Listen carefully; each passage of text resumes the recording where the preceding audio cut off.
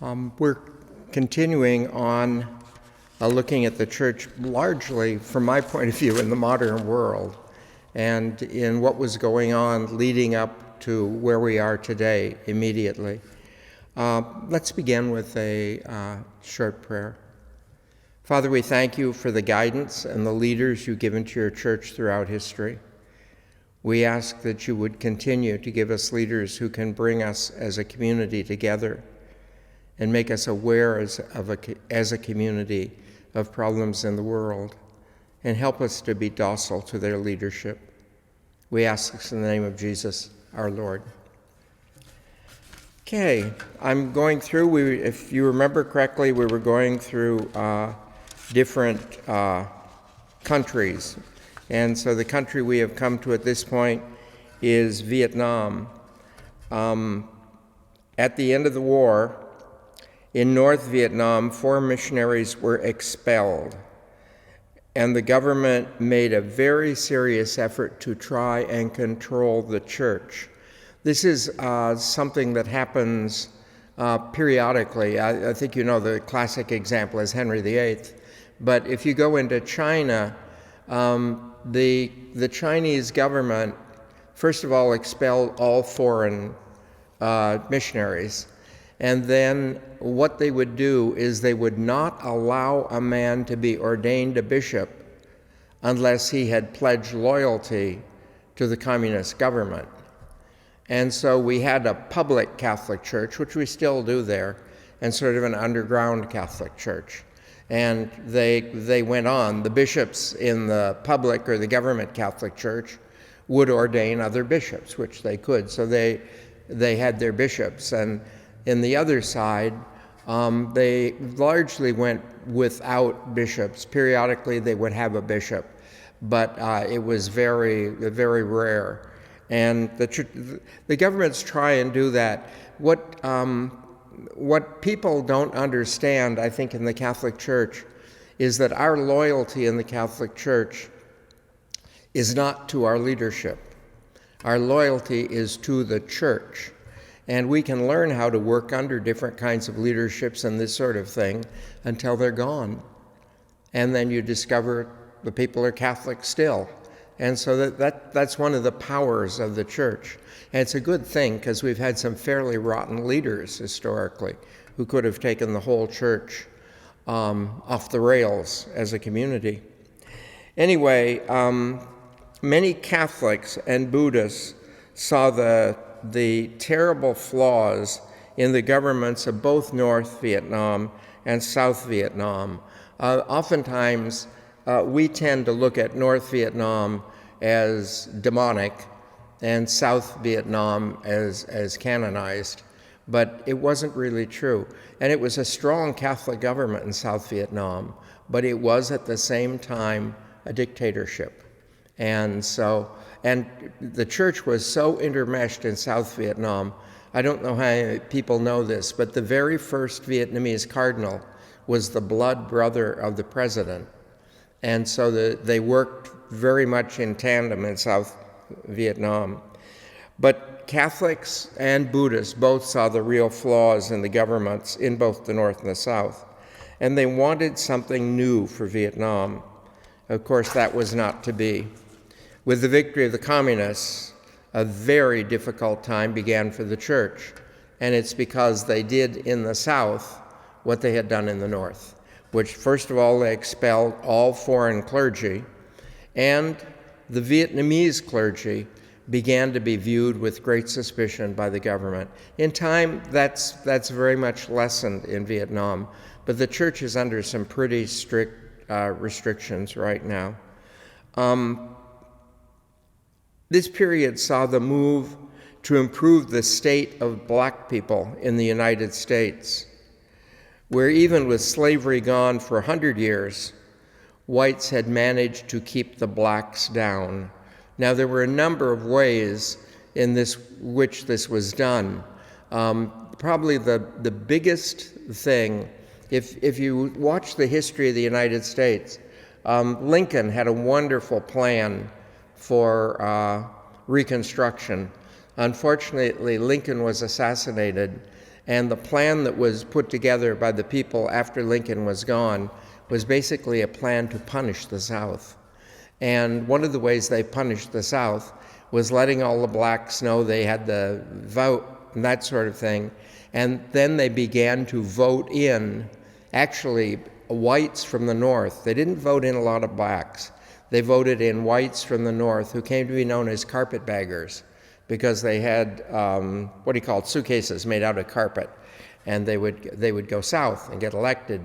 And so the people in the South, the Confederate leanings, began to find ways to work around this. One of the big ones in time was the Ku Klux Klan that would terrorize the blacks. And if someone saw you vote or something, there was a good chance you could get a knock on the door and someone in your family would be dragged out and hung. And so there were all sorts of ways of kind of controlling the blacks in the South, but the big part of it was tied to the controlling of votes, so you could keep them from voting. They found it difficult and even impossible to vote. They endured constant humiliation and constant discrimination. I don't know if I've ever mentioned this to you, but when I was in 8th grade, I was asked to be the godfather for a cousin of mine, and the baptism was to take place in New York. And my sister was in 6th grade at the time. My sister and I traveled together alone by bus to New York. And I think something to know, at that time, it was not dangerous. As children, everyone took care of you while you were there. So my sister and I went to New York. The bus route we took us largely through much of the South and then north. And my sister and I were endlessly in trouble because we would go into a restaurant and notice an empty booth, and there'd be a sign on it, colored booth. My sister and I had no idea what that meant, and it was an empty booth, so we'd sit in it and we would be moved. Same thing with drinking fountains. They would be labeled colored, white. But my sister and I didn't know what that distinction was. It wasn't part of our background. And so over a period of time, we sort of worked through this, but I saw a lot of it. I didn't see a lot of violence, but I saw a lot of the separation and that sort of stuff. And we're talking here, the 1950s. And so what happened was most of the Christian churches attempted to deal with the blacks well, but they made no attempt to respond to the systemic problem.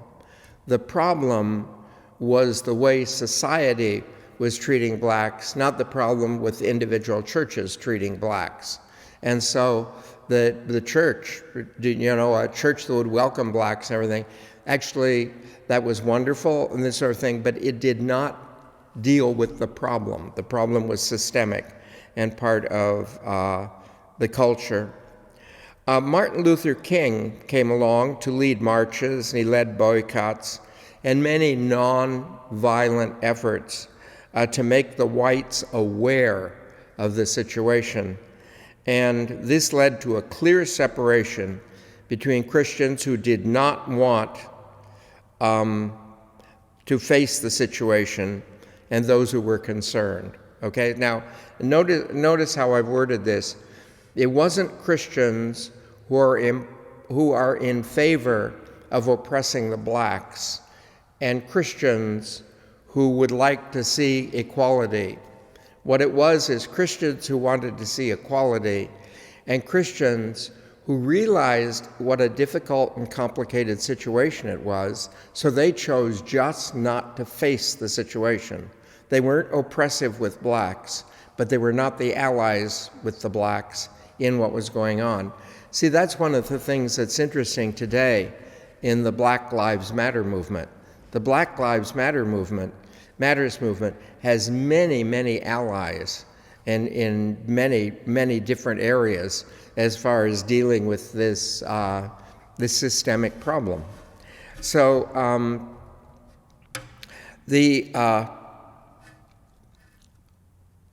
One of the historic difficulties in getting the churches involved in the black problems is that there is no greater situation between blacks and whites than in their choice of churches. There was I don't know how many of you saw it, but there was a special on PBS probably maybe a week ago, and it was the history of the black church.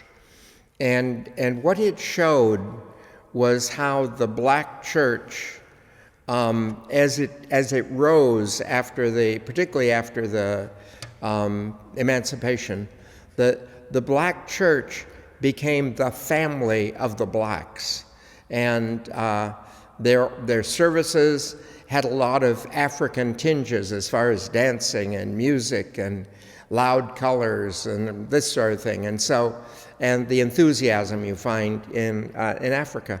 And so these churches were very different from the white churches, and it caused these big churches to split, so that you had Southern Baptist, Northern Baptist.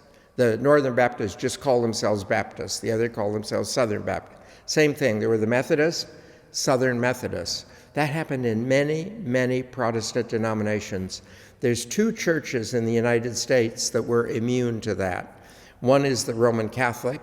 We had such a strong structure of authority. You can't, as a Catholic church, as pastor, you can't just decide to move your church to some position, but you can, like in the Presbyterian church. And so we didn't have that problem. The other is the Episcopal Church. They didn't have the problem either, and for the same reason. It's because the Episcopal Church has a really strong structure. And this separation, it was possible for a church going black to never see a white person in the church ever. And the same was true of white parishes where there were seldom blacks present. And I think all of us have had the experience, I would say most of us, at one time or another, of visiting a black church, maybe for a funeral or something like that. And when you get in there, you seem kind of out of place, because I speak for myself. First of all, I am not quite that enthusiastic during a liturgy. Secondly, I don't know the music oftentimes. They do Amazing Grace, I'm good with that. But oftentimes I don't know the music. And I just am not comfortable with that much of enthusiasm around me. And I'm sure that a black who would come into our congregation would look around and wonder, seriously, did any of these people die during the service? I mean, what's going on here? And so they tended to be separate. And that's a dangerous thing. The solution to a huge number of problems in the world is for people to know one another, to find ways to mix. And anyway, so that separation of churches didn't help. South America is the largest area in the world that is almost entirely Christian. But there are huge social problems. The first being the rapid growth of the population. The population in South America is flat out exploding, and it has been for years. And the governments down there have an absolute inability to keep pace with the basic needs of the people, but largely because their population is growing so fast. And one of the solutions, we'll get down to it a little later, but one of the solutions when I was in high school, for instance, was a program in the United States where workers who worked in the farms and stuff like that would come up from Mexico and would migrate from the different agricultural things in the whole country. They would migrate on buses and pick fruit and vegetables and this sort of thing, and do the things a lot of other people didn't want to do. But they made relatively good salaries, and they would then go back to Mexico. And that was one way in which the population of Mexico could be dealt with without us absorbing their population. But the population was in Mexico, but To me personally, absolutely the best way we as a country can subsidize other countries is to find ways to hire them to do different things and subsidize them rather than mailing a check. When we mail a check as a subsidy to another country, oftentimes it gets lost in the pockets of the government leaders. So anyway, this situation was really terrible. Many South American governments have responded only to the needs of the rich and foreign visitors. And until recent years, when I see this developing in the United States right now, but until recent years, when you went through South America, it was absolutely shocking the level of poverty that would exist beside the level of wealth. Now, one of the things from it is a huge amount of people in dire poverty are servants to the wealthy. I was in a country, I'm not going to name the country, but I was in the country, a very, very wealthy family. And in the kitchen, they had 3 women working in the kitchen, and there would be 3 of them there 24 hours a day. Sometimes there was different ones there, so they probably had periods they worked and periods they didn't, but there were always, day and night, 3 there. And you could get anything you wanted, just go down and ask and this sort of thing. There were 2 gardeners, and we are not talking an acre of land. It might have been a half acre, but this isn't a huge farm. We're talking a yard. And there were 5 men who were responsible for vehicles. And if you went out the front door of the house, immediately a large Cadillac Escalade would pull up. And as soon as you got in, there was another one ahead of you, another one behind you, and you went. And the idea is the rich are very much enclosed and taken care of and everything, and the poor are in dire poverty. And governments are unwilling to tax the rich, and the rich are the people who run for government and are in government. So the government caters to the rich are protected by the government, and the rest sort of exists outside. It's really, really a terrible thing. This situation creates terrorist and revolutionary movements, and it's simultaneously, as these terrorists and things, there are brutal and very brutal government responses to this kind of thing all over the South America. Almost everyone in Latin America would identify as Catholic. The situation of the church is very difficult because she must stand for social justice and promote peace at the same time. So we wanted to see the situation of the people improve, but we want to do it peacefully, a la Martin Luther King. We would like to be able to do that. Many priests and nuns have concluded, with so many denied justice, violent revolution is the only possible answer. This movement came to be called the theology of liberation. And a number of Catholic priests and nuns have been killed in South America, and they died as communists. That's why they were killed, because they were communist. And the problem with socialism, for instance, or communism, is we identify it with Russia and China. And China is much better as a communist country than Russia is. And in Russia, there is an elite and an abysmal poverty. In China, they're trying to bring up the people, and there's rising wealth in China throughout the whole place.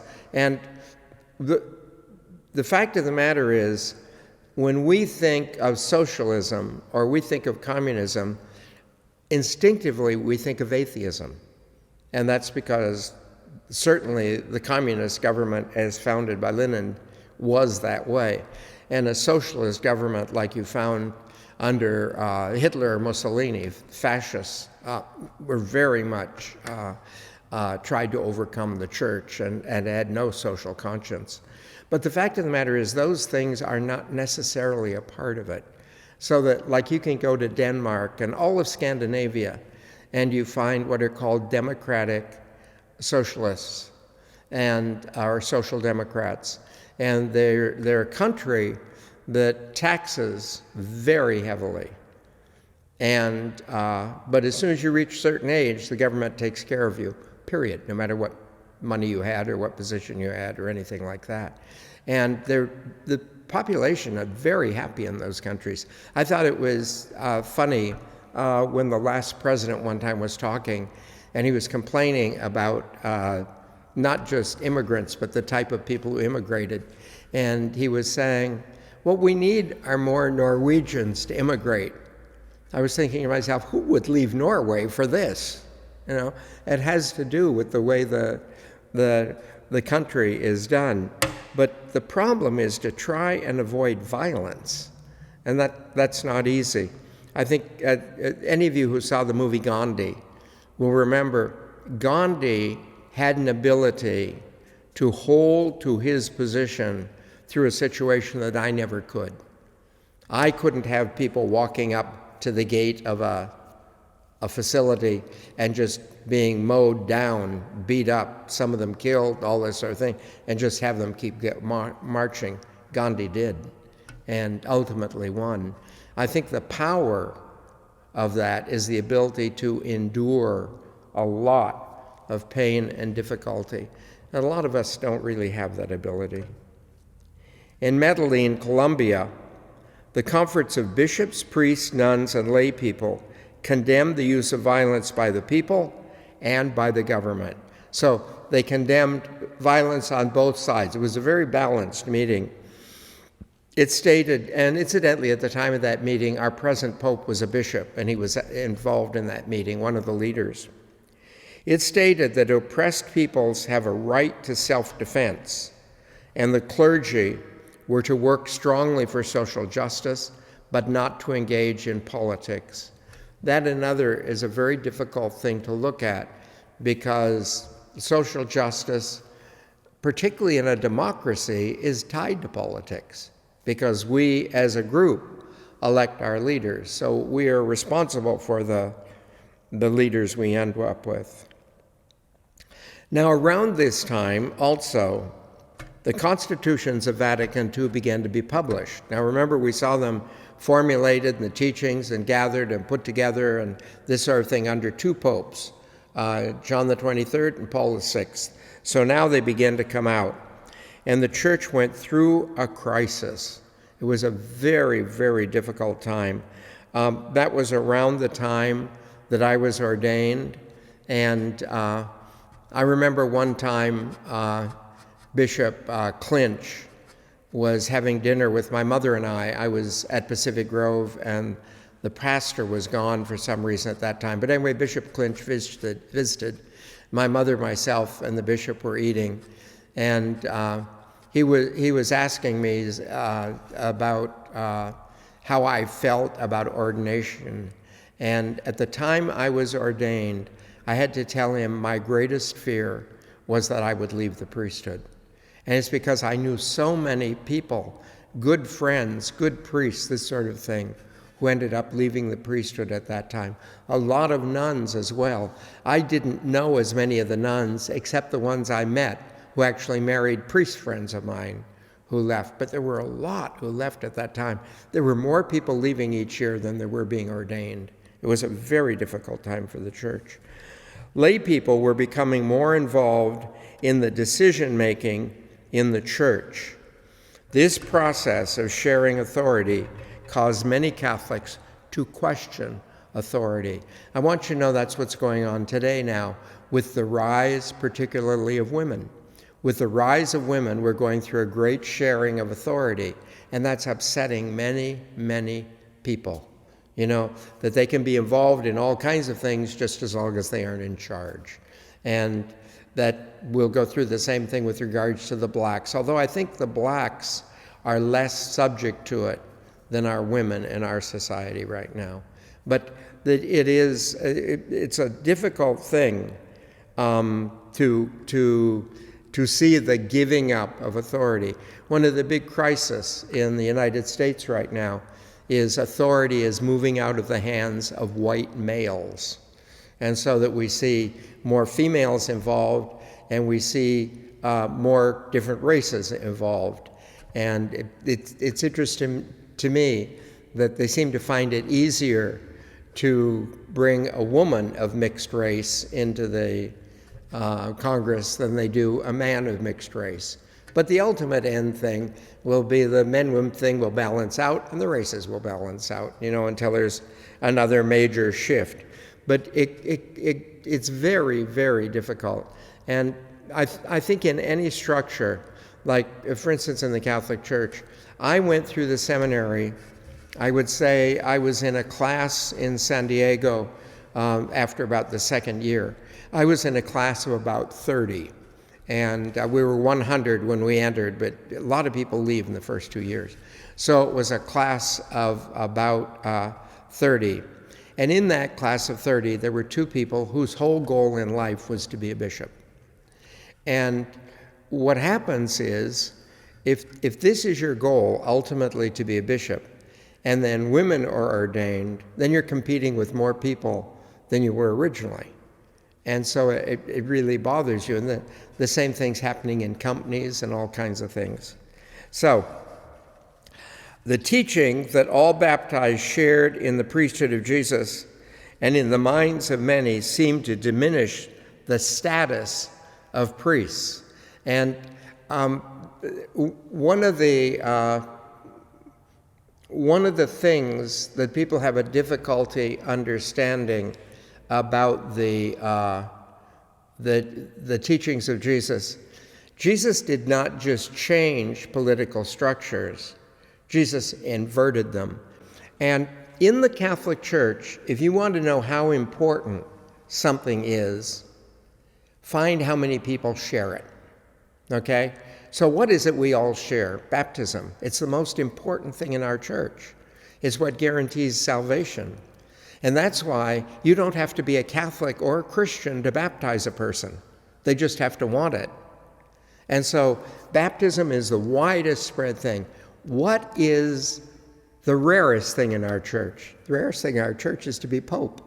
That's why he's called the servant of the servants of God. We only need one Pope. We need over 1 billion baptized people. We need lots of priests. We need less bishops. We need less cardinals. We need one Pope.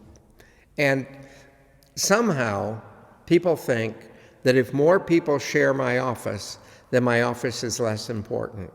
That's the way the world thinks. The fewer people have this position, the more important it is. In the Catholic Church, the fewer people have this position, the less important it is. And so it's just a hard thing for people to understand with regards to the status of priests. I was delighted to see the status of priests changing. And I may have shared this story with you before, but my father was put in charge of Stromberg Carlson in Rochester, New York, so we moved up there.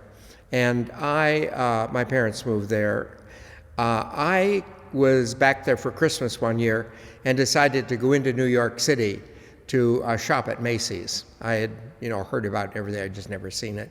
So I was about 2 months from ordination, so I wore a black suit and a collar, looked exactly like a priest. And being from California, if I'm going up to the corner to cross and I see a break in traffic, I take it, okay? As Californians, it is our state right to jaywalk. Everyone knows that. So I stepped into the street. As soon as I stepped into the street, there were policemen at each of the intersections. Both policemen ran in. I thought I was going to be arrested. But both policemen ran in, and they stopped the traffic in both directions so Father could cross. Once I got across, totally humiliated, I went into Macy's, found something I wanted to get, and as you can imagine, it was a Christmas bedlam.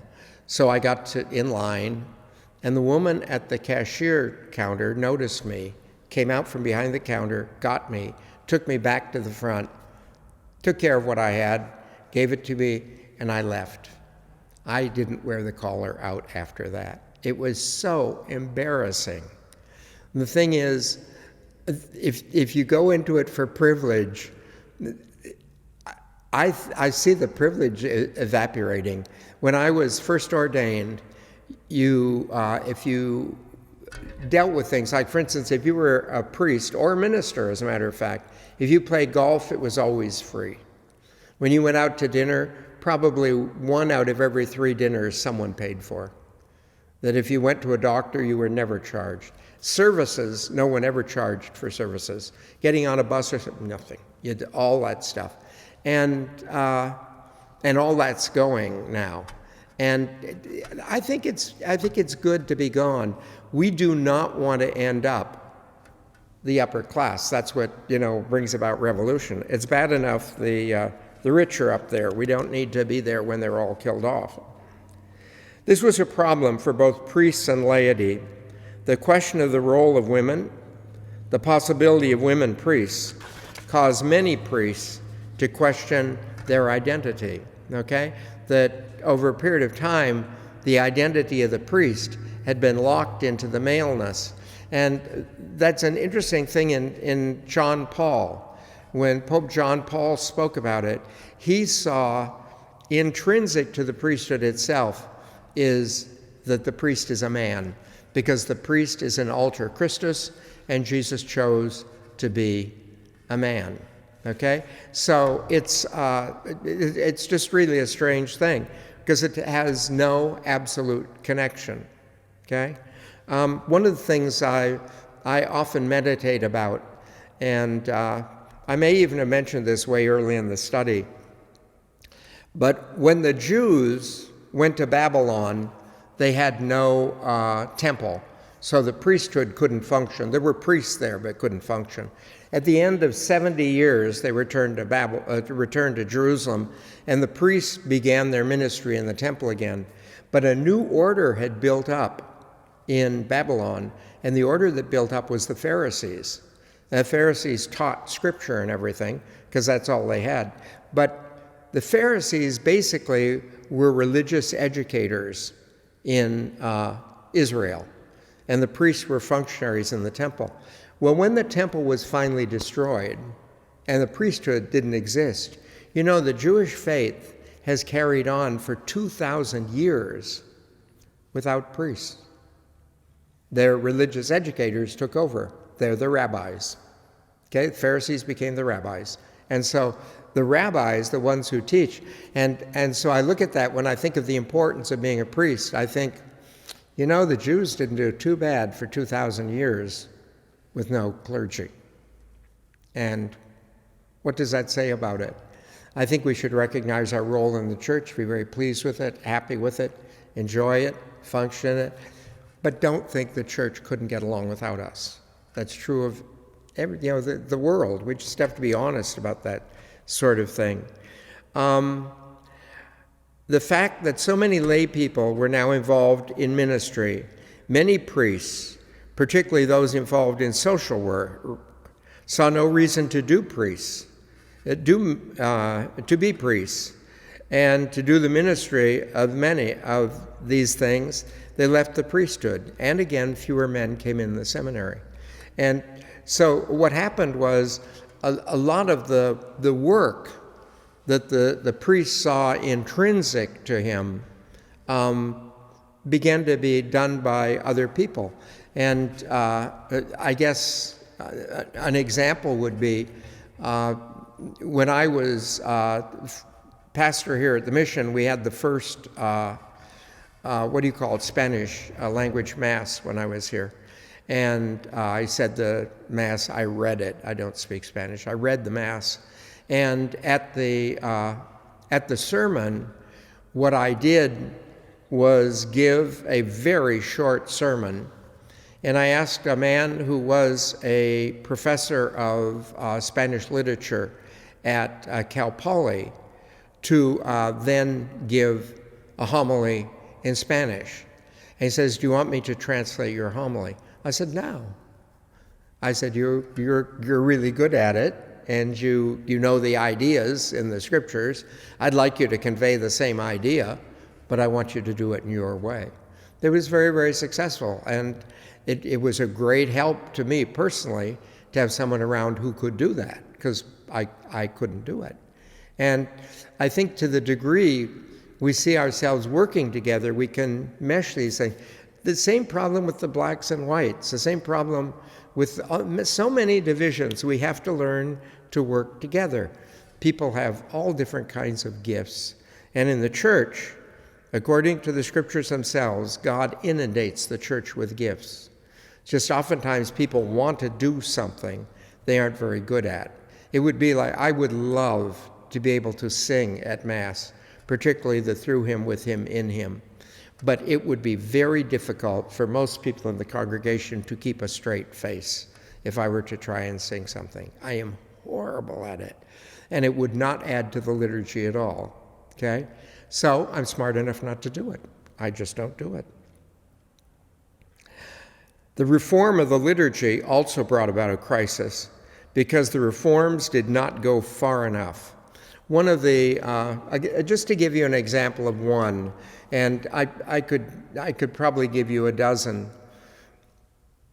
The vision of the Vatican II of a church was largely circular, with the congregation around the altar, so that people could get closer to the altar than you can the same number of people in a church that's built like a bowling alley, okay? So you get more people around the altar. Second thing is, barriers between the people and the altar are to disappear. So, like we used to have a communion rail. The communion rail goes. Now, one thing you can't alter here, but in newer churches you'll notice is altered, is that the altar is no longer raised up on steps, maybe one step, but the altar is no longer raised up like this. In fact, oftentimes the congregation slants this way, so the congregation actually is higher than the altar. It's set up that way. Choirs were not to be used. What you would have is teach the congregation the songs, and maybe have a performance piece during the reception of communion, because people can't carry their books to come up for communion and stuff like that. But other than that, the congregation is supposed to provide the music. The Blessed Sacrament was not supposed to be in the church. And one of the reasons is, as good Catholics, we were always trained to be silent and pray in the presence of the Blessed Sacrament. But what the church wanted is that we should gather and visit with one another to realize the presence of Jesus Christ in the community. Then when the liturgy begins, you and I should see the presence of Jesus Christ in the readings. And that's a different and a higher presence than he is in our community. And then thirdly, we should see the presence of Jesus in the Eucharist, which is higher than the community and higher than the scriptures. And then what happens? Jesus in the Eucharist is then put back into the community, and the community leaves. The Blessed Sacrament should be kept in another room. It should be brought to the altar and then taken back. So what would they do? They would compromise. And how did they compromise? Well, some churches put several openings in the communion rail. So it really was open, but when you received communion, you received it a little piece of railing. You stood there when you received communion. Oftentimes you knelt there, although the church wanted people to receive communion standing. Another thing that went on was the Blessed Sacrament. They were going to move the Blessed Sacrament, but they didn't want to move it out of the church. So they moved the Blessed Sacrament to the side. And what happens is then you have the Blessed Sacrament there, but the most important thing is the altar rather than the sacrament. That's wrong. The Blessed Sacrament should be in a room that is dedicated to the Blessed Sacrament. So when you go in there, the Blessed Sacrament is center, honored, and it is a room of silence. Any of you that have been to any of the big cathedrals of Europe will know it's always that way. Blessed Sacrament is not on the altar in St. Peter's. Blessed Sacrament is in a large chapel to the side where very strict signs that you know there is no speaking in there, and it is only for prayer. So the compromises we made a lot of the changes look ridiculous. So moving the Blessed Sacrament to the side was irreverent, and everyone saw that. the idea of the singing. A lot of times they would bring in beautiful pieces of music that a congregation couldn't sing. A choir could sing it, but a congregation couldn't. And so the thing is, it was a very, very difficult time in the reform of the liturgy. People were not educated to the fact that the new rites were older than the ones we were practicing and reach back to the very foundations of the liturgy. If you were to take the missal we have today, there are 4 prayers. The first Eucharistic prayer, second, third, and fourth. And they are all included since Vatican II. The second of those is the oldest Eucharistic prayer. It is older than the old Latin prayer we used. And then I think there are several other Eucharistic prayers now. But initially there were just the 4. But the oldest in all of history is actually number 2. And although they appeared new to us, they actually were tried to the tradition of the Church. People saw it as an abandonment of a later tradition rather than returning to the tradition. That's one of the things of being older. When you get older, you suddenly realize that there are certain things that society starts to do that looks very new to society. But I'm thinking back, we all did it when I was a kid. That there are changes that are not new, but returns to the older stuff. The fact of the matter is that the call to dialogue with the world led to a crisis. Not really. What it led to was us coming into the world's crisis. The world was in crisis.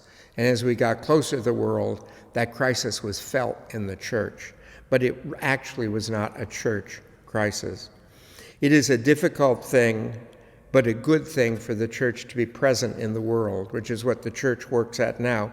And again, with the beginning of John the 23rd, John the 23rd is the one. When John the 23rd started, remember, he traveled all over and visited places. Paul VI traveled more places than John the 23rd. John Paul the First, I think lived about 100 days or something. He didn't live very long. But John Paul II traveled more than the 3 popes preceding him put together. Now, he had a long pontificate, but he traveled all over. And Francis now is carrying on with the travel. The church is more involved with the world and with the Pope. And so we're called to live out our ministry in this world. It actually places us in a better position to help and to serve the world in the crisis they're going through. The crisis we're going through in the church is this cleavage and separation that's occurring a lot because that's the world's crisis. But if we can resolve that in the church, we can show the world how to resolve it. And you resolve it not by suppressing everyone under one idea or forcing everyone to do one thing. You just have to understand one another. I think the best example of this is to be found in the different rites in the Catholic Church. Like if you were to take the Byzantine rite that's at the Byzantine Catholic Church here in San Luis, as a Latin rite priest, I'm not allowed to celebrate Mass in that rite unless I go there. Then I can con-celebrate in that rite with that priest. And if he comes here, he can celebrate the Latin rite, con-celebrate with me, but he could not say the Latin rite on his own. That's just the way the thing is set up. But I don't think he's less Catholic. He doesn't think I'm less Catholic. And Catholics who are here can, for one reason or another, decide they want to go see the Byzantine Mass one weekend. And for some reason or another, someone in the Byzantine church said, I'd like to go to the mission next Sunday. It's fine. We have intercommunion and stuff like this. And we get along very well. And we are very different in the way we function, the way we look. And we need to be able to do that to all in the church. The separations in the Latin church need to be corrected and brought together as they have between the churches. And then once that does, we began to work in the world. Probably a good example of this also, particularly in our own community here, is the community that is, it's called the Abrahamic group, but the community that deals with the Jews, Muslims, and Christians, where we come together for studies and stuff like that. People have to do things like that to get people together. Religious people are the people who should have the best chance of bringing things together, because all of us in religion believe there is God. And all of us believe that there is a single God up there. Even when you get to very complicated religions like the Hindus with thousands of gods, their gods are more like saints. They have a single God at the top. And the idea is we all know we have different names, but it's the same person up there. God is there. And we as religious people have a better chance of getting together that way. We need to recognize that in our society as people too. The basic thing about me is I am a human being. The basic thing about human beings are they are human beings, independent of race, independent of gender, independent of mental capacity, all these things. The basic thing about us is we're human, and to pull us together. And the basic thing about religious people, we are children of God, and that can pull us together. But to the degree we're able to do this, we can resolve what is the major crisis in our world today. Thank you very much. That's as far as it goes. I wish I could give you all these problems solved rather than tell you what they are. But that's basically the church history thing. I'd like you to know that doing church history was much more difficult for me than scripture, because I do scripture all the time. I'm really involved with it. I had to do a lot of study here. And the next thing we've decided to start, and we'll start it next week, is the book I'm going to use is the book called Age to Age. And it's a study of the history of the Eucharistic banquet in the Christian community. And just as what we went through here, the history of the church, dealt much more with the interaction of the world than it did with the church intrinsically, this study of the liturgy of the Eucharist and how it goes through deals entirely internally. And I'm not quite sure how long it will go on, but when it's finished, I think we'll be able, probably long before it's finished, we'll be able to come back and meet together again and then vote on someplace you'd like to go. But until then, you're going where I want to go. Thank you very much. I appreciate your time.